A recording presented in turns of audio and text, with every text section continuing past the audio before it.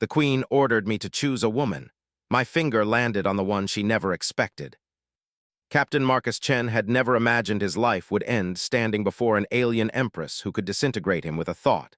But here he was, trying not to shake as the massive crystalline throne room echoed with whispers from hundreds of beings who looked at him like he was some kind of exotic insect.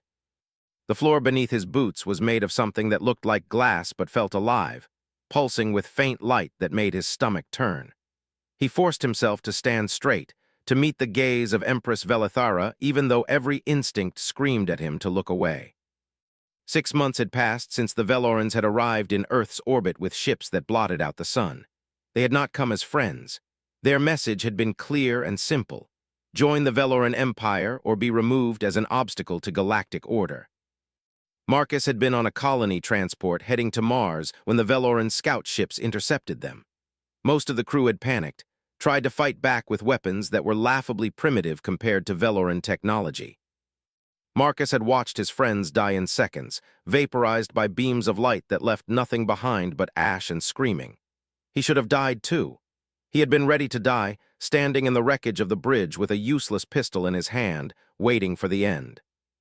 But the Veloran commander had paused. She had looked at him with her 4 strange eyes, tilted her head, and said something in her musical language that the translation device rendered as "this one has fire." They had taken him alive, the only survivor from a ship of 300 souls. That had been Marcus's introduction to the Veloran Empire, a civilization that spanned 12 galaxies and had existed for millennia before humans had even discovered fire. They were beautiful in an alien way, with skin that shimmered in shades of blue and silver, tall and elegant with movements that seemed almost like dancing. But their beauty hid something cold and calculating. The Velorans believed in order, in hierarchy, in the absolute rule of the strongest. They saw humanity as children playing with technology they barely understood, stumbling around in a universe far more dangerous than they could imagine. Earth's governments had fallen over themselves trying to negotiate, offering everything they had in exchange for survival. The Velorans had listened with polite disinterest, like adults humoring a child's tantrum. In the end, Empress Velithara had made an unusual decision. She wanted a human at her court, someone to speak for Earth, to help integrate humanity into the Empire. For reasons Marcus still did not understand, she had chosen him. Not a politician, not a diplomat, not one of the brilliant scientists or charismatic leaders Earth had tried to put forward. Just Marcus Chen, a cargo ship captain who had survived when he should have died. Now he stood in the heart of the Veloran Empire, in a throne room that was larger than most Earth cities, surrounded by nobility from a dozen different species that had all bent the knee to Veloran power. The Empress sat on her throne of crystal that seemed to grow from the floor itself, watching him with an expression he could not read. She was magnificent and terrifying, draped in robes that shifted colors like oil on water, her presence filling the room with an almost physical weight. "Captain Chen," she said, and her voice was like bells ringing in a cathedral, beautiful and commanding. "Your species has proven to be a disappointment. When we first discovered Earth, we had hoped to find something interesting, perhaps even challenging. Instead, we found a world divided against itself, drowning in its own problems, barely capable of reaching its own moon. Your technology is primitive. Your society is chaos. Your people cannot even agree on basic truths. Humanity had spent so long fighting itself that it had no idea how to face a threat from outside. However," the Empress continued, and something shifted in her tone, "you personally have shown something we did not expect, courage perhaps, or stubbornness. The Veloran commander who captured you said you stood alone against certain death without begging, without surrender. That interests me. I am going to offer Earth a chance, Captain Chen. A place in my empire, not as slaves but as members of our civilization. You will have access to our technology, our protection, our resources. In time, humanity might even rise to become valuable contributors to galactic society." The Empress smiled, and it was not a kind expression. "The price is you, Captain. You will fulfill one condition, one task that will bind our peoples together and prove that humanity can adapt to Veloran ways. You will choose a mate from among my court," Velithara said, and the room erupted in whispers and gasps. Someone of high standing, someone whose bloodline and position will create ties between our species. You will undergo the traditional bonding ceremonies, and through this union, Earth will gain a place in the Empire. A marriage to an alien he had never met, arranged for political purposes like something from a medieval history book. He looked around the throne room and saw hundreds of Veloran females watching him now with new interest. Some looked amused, others calculating, a few seemed offended by the very idea. "You have one choice, Captain Chen," the Empress said. "Choose wisely. The future of your planet depends on your decision." Everything with the Velorans was a test, a way to measure worth and find weakness. The Empress wanted to see what he would do, how he would choose. Would he pick the most powerful-looking noble trying to gain advantage? Would he freeze, unable to decide? Would he refuse and doom Earth? Marcus forced himself to breathe slowly and look around the room. The Veloran nobles were all watching him now, positioned throughout the vast space in groups and clusters based on rank and alliance. The highest-ranking ones stood closest to the throne, their robes more elaborate, their bearing more proud. They looked at him with barely concealed disdain, as if choosing one of them would be doing him an enormous favor. Something about that bothered Marcus. These nobles reminded him of the corporate executives and politicians back on Earth who had gotten humanity into this mess in the first place. They were powerful, yes, but they were also the kind of people who would use him and Earth without a second thought. The Empress wanted him to choose someone she could control, someone whose loyalty was to the Empire first and foremost. His eyes swept past the obvious candidates, looking for something different. That was when he saw her. She was standing far from the throne, partially hidden behind one of the massive crystal pillars that supported the ceiling. Unlike the other nobles in their elaborate robes and jewelry, she wore simple gray clothing that looked almost like a servant's uniform. She was watching the proceedings with sharp eyes, but unlike everyone else, she seemed to be trying to remain invisible. Something about her posture caught Marcus's attention. The way she held herself spoke of someone used to being in the background but not belonging there. She reminded him of the resistance fighters he had met in his youth, people who had principles and had paid a price for them. Most telling of all, while every other female in the room was watching him with some degree of interest or calculation, this woman looked like she would rather be anywhere else. Marcus made his decision in an instant, trusting his instincts the way he had trusted them when the Velorans had first attacked. He raised his hand and pointed directly at the woman in gray. The reaction was instantaneous and dramatic. Nobles gasped. Some actually stepped backward. The woman herself looked shocked, her eyes going wide as she stared at him in disbelief. Most importantly, Empress Velithara's expression changed completely. The amused superiority vanished, replaced by something cold and dangerous that made the temperature in the room seem to drop. "You dare," the Empress said, and now her voice was not musical but sharp as breaking glass. "You dare point at my sister." That explained the simple clothing, the position away from power. This was not just any noble. This was family. The woman in gray stepped forward, and as she moved into better light, Marcus could see the resemblance. She had the same elegant bone structure as the Empress, the same commanding presence, though she carried it differently. Where Velithara radiated power and control, this woman had something else. Intelligence, maybe, wariness, the look of someone who had learned painful lessons. "I am Princess Kailarin," she said, and her voice was quieter than her sister's but no less clear. "And I am the last person in this court you should have chosen, human." Empress Velithara stood from her throne, and the entire court fell silent. "Because my dear sister is a traitor to everything the Empire stands for. She opposed our expansion. She questioned our methods. She dared to suggest that conquest was not the only path to galactic order. For her crimes against imperial policy, she was stripped of her titles, her wealth, her position. She remains at court only because she is my blood, but she has no power, no resources, no influence. She is forbidden from accessing her former laboratories. Her scientific research has been locked away. Her political connections have been severed. She exists here as a reminder of what happens when one values compassion over strength, chaos over order." She had been the Empire's greatest scientist and strategist, he realized. She had helped build this civilization, and her reward for having principles had been to lose everything. "You said I could choose anyone from your court, Your Majesty," Marcus said carefully. "I choose her." You and my sister will be bonded, but know this. In 3 cycles, you will both undergo the trials of bonding. 5 challenges designed to test Veloran nobility, to prove worthiness for alliance and union. Political connections, vast wealth, access to technology and knowledge, all things my sister no longer possesses. When you fail, and you will fail, Earth will be fully annexed into the Empire with no special status. Your planet will be just another conquered world. And Kailarin will be exiled to the Void Colonies, far from here, where she can cause no more trouble. I hope whatever instinct made you point at her was worth it. Marcus was escorted through endless corridors of crystal and light, with armed guards flanking him on both sides.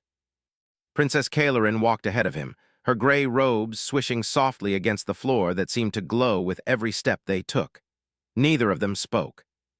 The guards had made it clear that conversation was not permitted until they reached the quarters that had been assigned to them. Marcus used the silence to think about what he had just done, and the more he thought about it, the more he wondered if he had made a terrible mistake. The quarters turned out to be a suite of rooms that were beautiful in an alien way. The walls shifted colors slowly, responding to some invisible rhythm. Furniture grew from the floor itself, organic-looking chairs and tables that seemed more like living sculptures than anything manufactured. There were no windows, but one entire wall showed a view of space that Marcus suspected was real and not just a screen. He could see stars and nebulae, and somewhere out there among those distant lights was Earth, his home, now dependent on his success in trials he knew nothing about. The guards left them alone and sealed the entrance behind them with a sound like wind chimes. The moment they were gone, Kailarin turned on Marcus with an expression that was somewhere between fury and disbelief. "Why?" she demanded. "Of all the powerful allies you could have chosen, all the nobles who would have given anything to bind themselves to a new species and gain favor with my sister, why did you point at me?" He was tired, overwhelmed, and honestly not entirely sure himself why he had made the choice he did. "Because everyone else in that room wanted to use me," he said finally. "I could see it in their eyes. They were looking at me like I was a tool, something to advance their own position. You were the only one who looked like you would rather be anywhere else. That is possibly the most foolish logic I have ever heard. Someone who would help integrate Earth into the Veloran system without question. You are the one person in that entire throne room she cannot control. That matters. You do not understand what you have done. The trials of bonding are not some simple test. They are designed to be nearly impossible, challenges that require resources and connections that take lifetimes to build. My sister designed this trap perfectly. She knew that if you chose poorly, you would fail and Earth would pay the price. If you chose well, you would succeed, but Earth would be bound to someone loyal to the Empire. Either way, she wins. Now she gets the best outcome of all, Kailarin said bitterly. You will fail because I have nothing to offer you. No armies, no wealth, no political favors to call in. I am worse than useless. I am a liability, someone the other nobles will actively work against just to gain favor with the Empress. And when we fail, my sister gets rid of both of us. You and your planet get absorbed into the Empire, and I get sent so far away that I will never trouble her again. What made you willing to lose everything to stand against your own sister? Thousands of years ago, we explored the galaxy to learn, to discover, to grow. We found other species and studied them, shared knowledge with them. We built something beautiful, but over time that changed. We became afraid. Afraid of chaos, of the unknown, of anything we could not control. So we started imposing order, demanding submission, conquering instead of cooperating.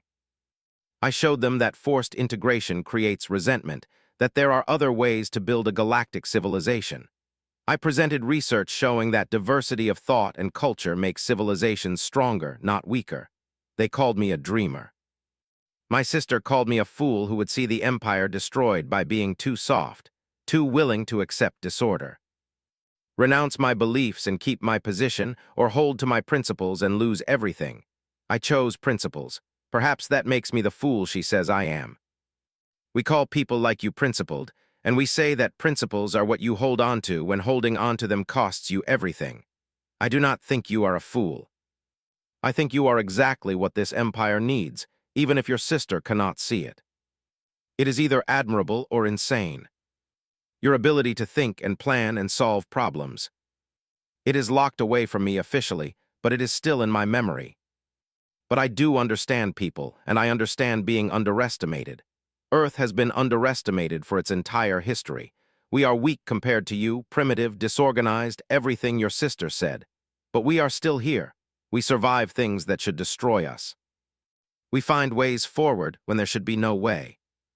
Your sister thinks she has created a perfect trap, but every trap has a weakness. Help me find it. You truly believe we have a chance.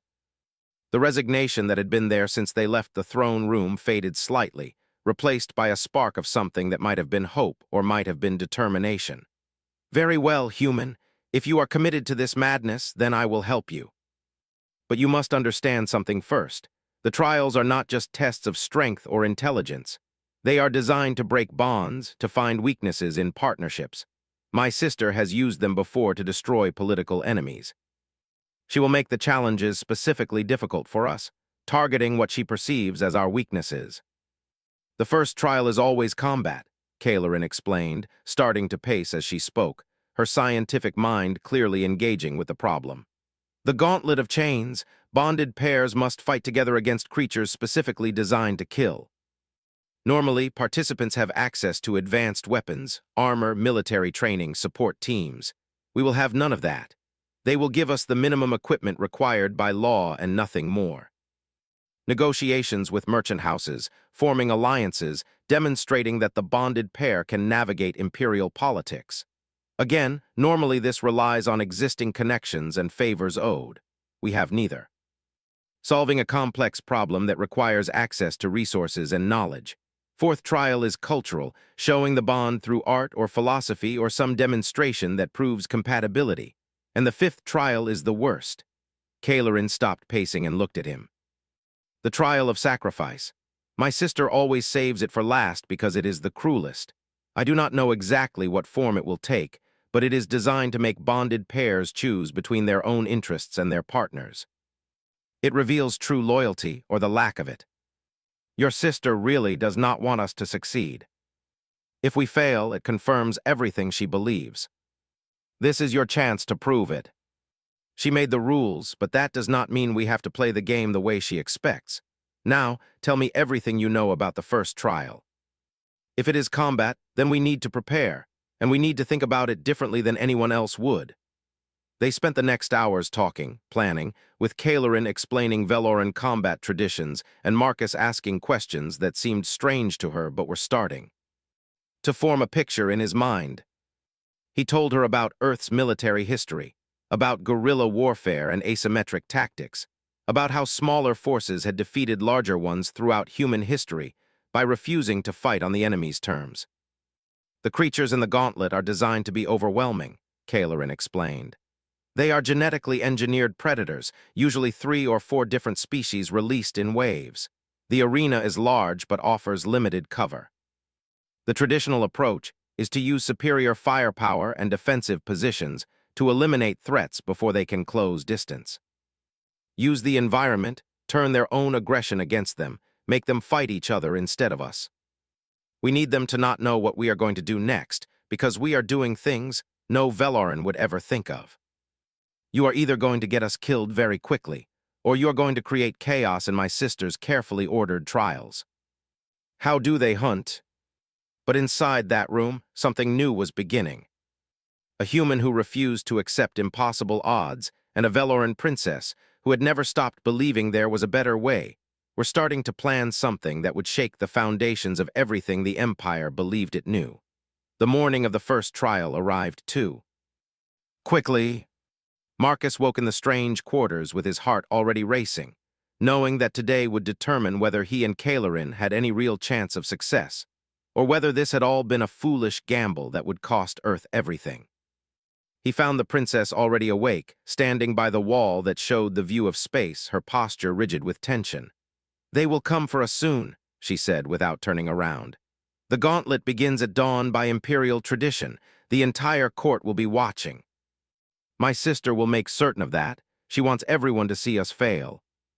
They were escorted through the crystal corridors to an arena that took Marcus's breath away despite his nervousness.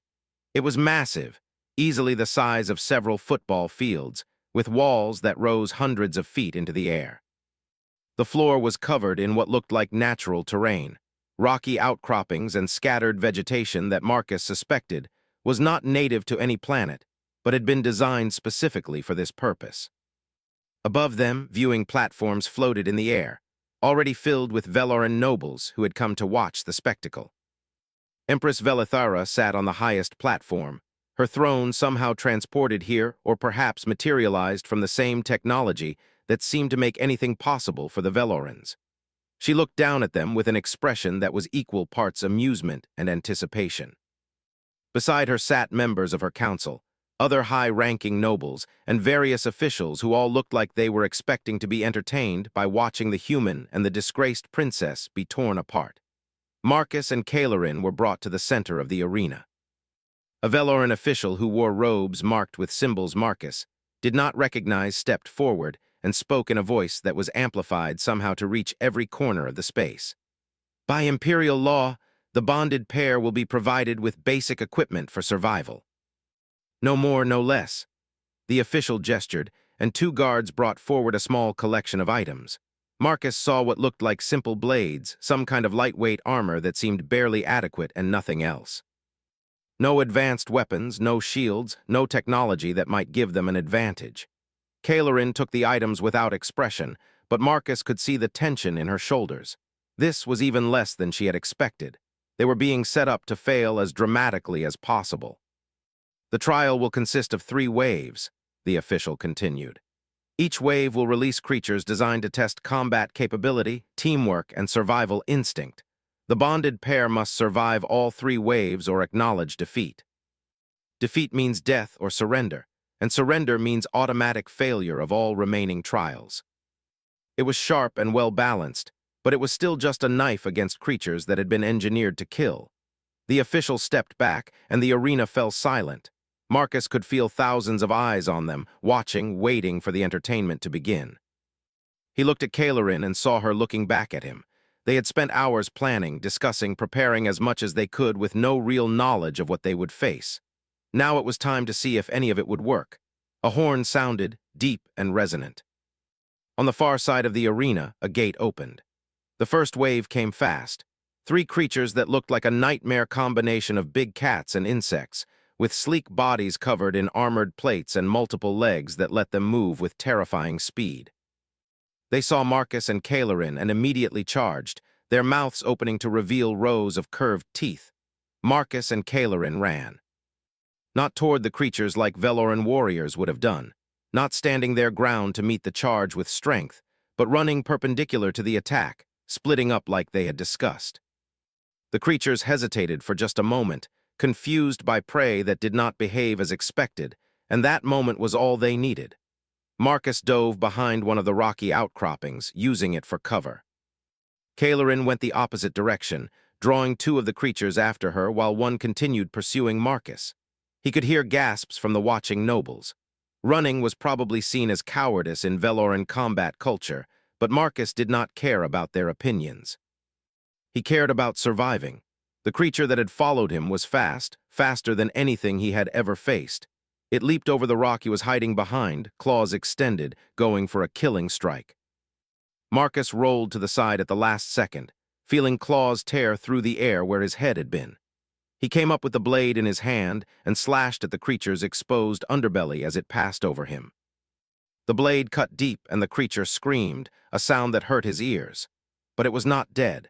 It twisted in midair and landed facing him, ichor dripping from the wound but rage burning in its multiple eyes. Marcus backed away, keeping the rock between them, leading it in a circle. He could see Cailerin across the arena, using her superior knowledge of Veloran biology to strike at weak points in the other 2 creatures' armor, but she was being driven back, unable to land a killing blow. They needed to change the situation. Marcus made a decision based on instinct and years of experience dealing with dangerous animals back on Earth. He shouted at the top of his lungs and threw a rock at the wounded creature chasing him, not to hurt it, but to enrage it further.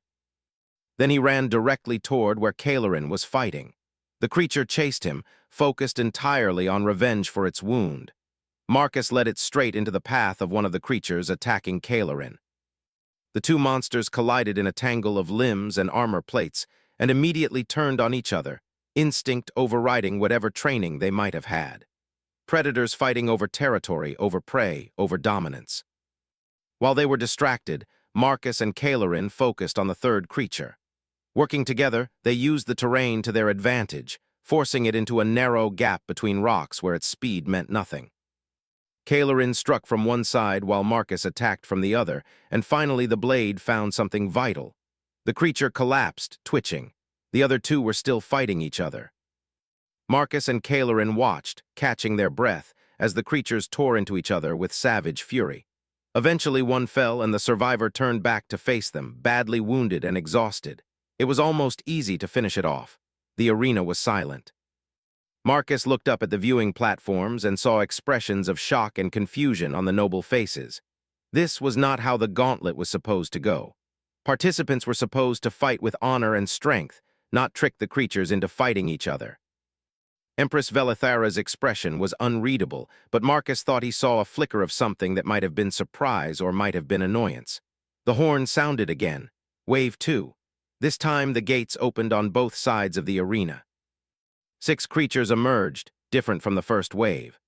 These looked like armored serpents, thick as tree trunks and twice as long, with heads that had some kind of sensory organs that Marcus suspected could track heat or movement or both. They spread out immediately, surrounding Marcus and Kailarin, cutting off escape routes. "They learn," Kailarin said quietly. "The arena masters adjusted their strategy based on the first wave. These creatures are pack hunters. They will not fight each other." The vegetation scattered around was mostly decorative, but there were what looked like vents in the floor, probably part of the arena's environmental systems. "Can you create a distraction?" he asked Kailarin. Something to get their attention focused on one spot. The metal clanged against rock, and the serpent creatures' heads all snapped toward the sound. Marcus ran to the nearest vent and drove his blade into it, prying it open. He had no idea what the arena's systems were designed to do, but he was betting that they involved air flow and temperature control. He was right. Cold air blasted out of the opened vent, so cold it made his skin sting. The serpent creatures reacted immediately. Their sensory organs were designed to track heat, and the sudden blast of cold confused them. They began moving erratically, striking at each other, at empty air, at shadows. It would not last long, but it did not need to. Marcus and Kailarin moved through the confusion, striking at vulnerable points, using the creature's own disorientation against them. It was brutal and desperate, and Marcus took a hit that tore through his armor and left a burning line of pain across his ribs, but they survived. One by one, the serpent creatures fell. Wave 2 complete. Marcus leaned against a rock, breathing hard, feeling blood running down his side. Kailarin was beside him, also injured, a gash on her arm that was leaking the silver fluid that served as Veloran blood. "One more wave," she said. "The third is always the worst." Even the Empress had sat forward slightly in her throne. The horn sounded for the third time, but this time no gates opened. Instead, the floor in the center of the arena began to shake and crack. Something was coming up from below, something big enough that Marcus could feel the vibrations through his boots. A massive creature emerged, easily 3 times the size of anything they had faced before. It looked like someone had taken the worst features of every predator in existence and combined them into one nightmare. Multiple heads on thick necks, each head with its own set of eyes and teeth. A body covered in scales that looked thicker than tank armor. Limbs that ended in claws the size of swords. This was not something they could trick or outsmart. This was pure destructive power, and Marcus and Kailarin were already exhausted and wounded. The creature saw them and roared, a sound that shook the walls of the arena. It charged and the ground shook with each step. Marcus grabbed Kailarin's hand. "Run, not away from it, toward the wall, fast as you can." First, that the creature was big enough to have trouble stopping or turning quickly. Second, that the arena walls were strong enough to withstand impacts. Third, that he and Kailarin were small and fast enough to dodge at the last second. They sprinted toward the wall with the creature gaining on them, its hot breath on their backs. At the very last moment, Marcus pulled Kailarin to the side. They dove and rolled, hitting the ground hard. The creature could not stop. It slammed into the arena wall with an impact that sounded like thunder. The wall held, but the creature did not. The collision stunned it, and one of its heads hung at an odd angle, neck broken from the force. But it was not dead. It turned toward them, slower now, more cautious. Marcus and Kailerin faced it with their small blades, knowing this was it. Either they found a way to bring it down, or they died trying. The massive creature circled them, moving more carefully now after slamming into the wall. Marcus could see intelligence in its multiple sets of eyes, a cunning that made it far more dangerous than simple rage would have been. It had learned from its mistake and would not be tricked the same way again. Blood and sweat dripped into Marcus's eyes as he tried to think of a strategy, any strategy, that would let them survive the next few minutes. Kailerin was breathing hard beside him, her injured arm hanging awkwardly. In traditional combat, warriors would attack the legs first, try to immobilize a creature this size before going for vital organs, she said quietly, her voice tight with pain. What are the vital organs? Marcus asked, keeping his eyes on the creature as it completed its circle around them.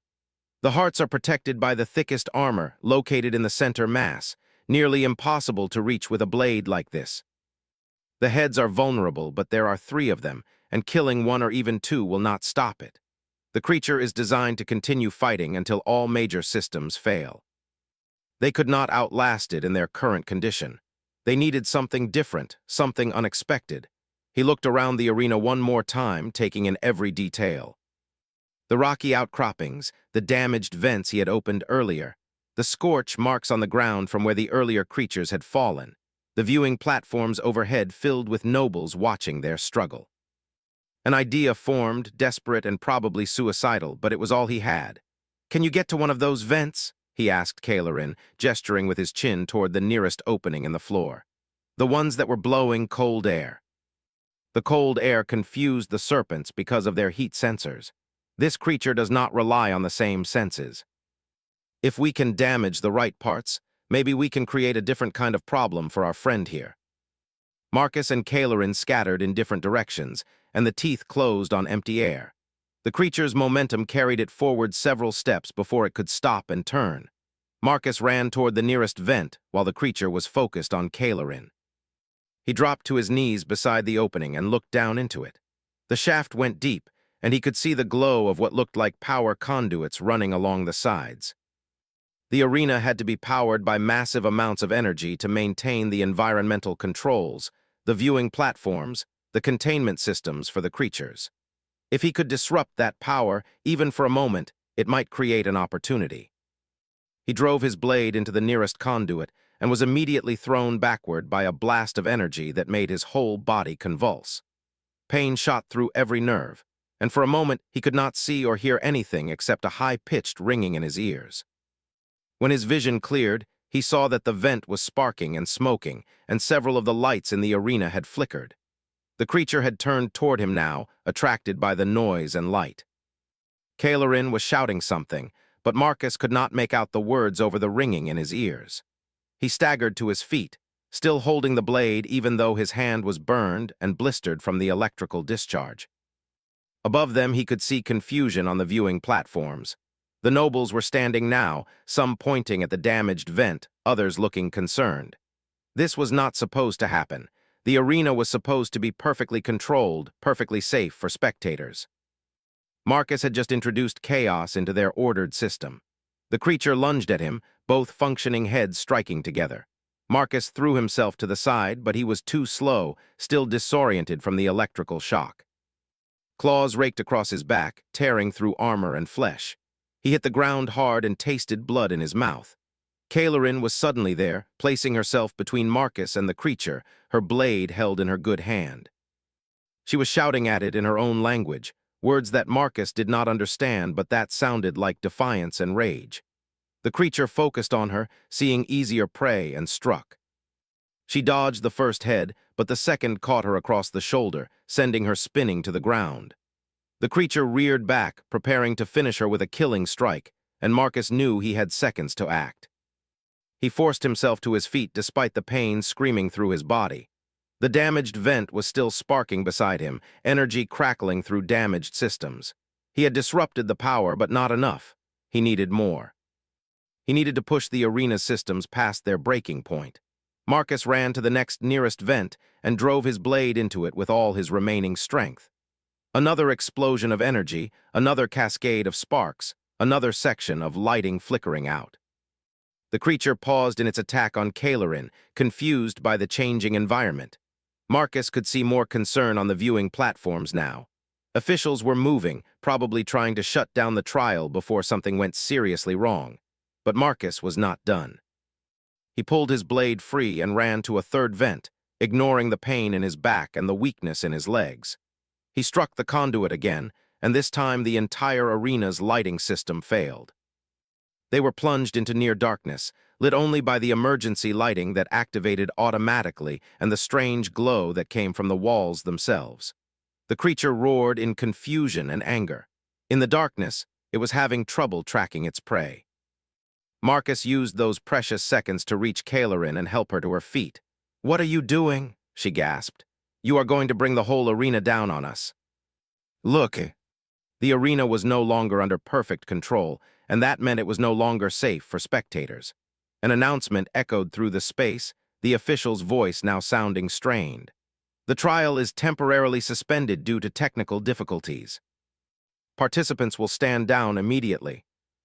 In the dim lighting, it caught sight of movement and charged at Marcus and Kailarin one final time. Marcus pushed Kailarin behind him and raised his blade, knowing it was futile but refusing to go down without fighting. The creature's jaws opened wide, close enough that Marcus could see down its throat, and he thrust the blade forward with everything he had left. The blade struck something soft in the roof of the creature's mouth and drove upward into what Marcus hoped was something important. The creature's charge carried it forward, and Marcus was knocked aside like a toy, hitting the ground so hard that the breath was driven from his lungs. He lay there gasping, unable to move, watching as the creature staggered and swayed. For a moment he thought it would recover and finish them both. Then it collapsed, the blade still embedded in its skull, and did not move again. The arena fell silent except for the crackling of damaged electrical systems and Marcus's labored breathing. He tried to sit up and found he could not. Everything hurt. He was pretty sure several ribs were broken and the gashes on his back and side were still bleeding.